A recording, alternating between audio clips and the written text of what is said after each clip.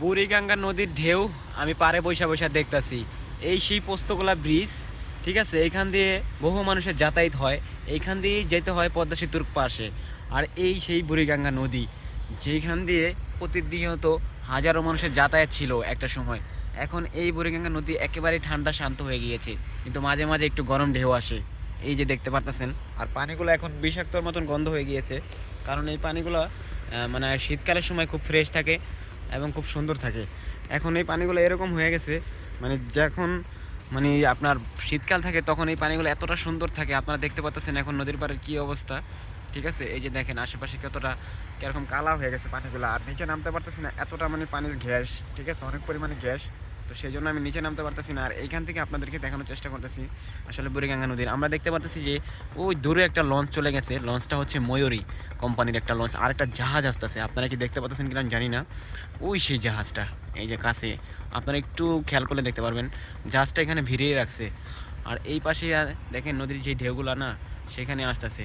তো আমি চিন্তা করি আপনাদেরকে আমি যা যা করি সেগুলোই শেয়ার করতে। আর আমি এই মুহূর্তে নদীর পাড়ে যে বসে আছি ওইটাই আপনার সাথে আমি শেয়ার করতেছি।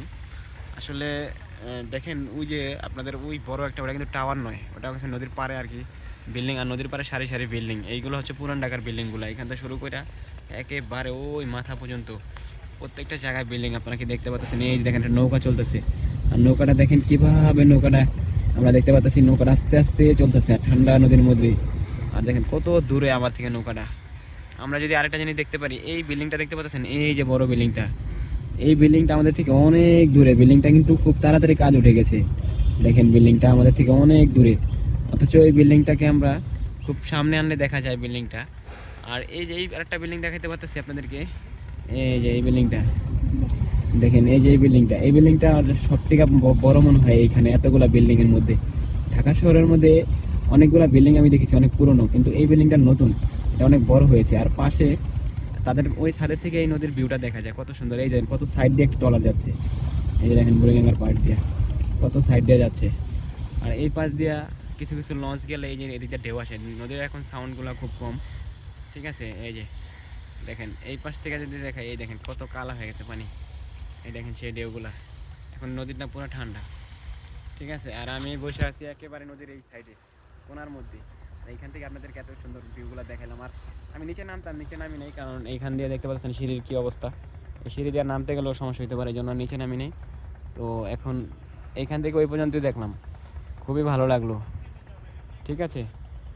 তো আপনারা জানাবেন, ঠিক আছে, কে কে এখান দিয়ে গিয়েছেন, কারণ যারা যে কোনো জেলারই হোক, বরিশাল, শরীয়তপুর, কুয়াকাটা, অনেক জেলার মানুষ এইখান দিয়ে গিয়েছেন। আর যাওয়ার পরে এখানে মনে করেন যে লঞ্চ দিয়ে এদিক দিয়ে যাইতে হয়। এই যে জাহাজ, একটা জাহাজ যাচ্ছে, আপনারা কি দেখতে পাচ্ছেন কিনা জানি না।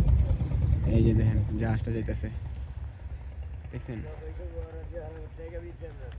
কি করবো,